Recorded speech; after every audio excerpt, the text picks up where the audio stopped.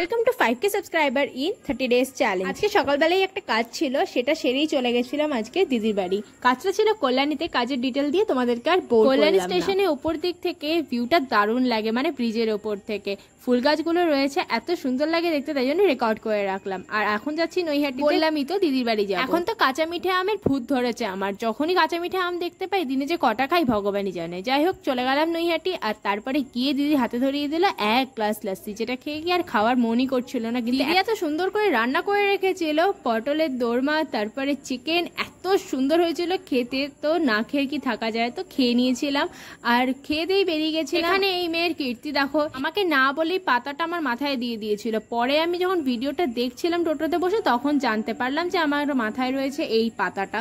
তো যাই হোক, এরম ভাবে আজকে দিনটা কাটলো। দেখা হচ্ছে নেক্সট মিনি ব্লগে। Till then by.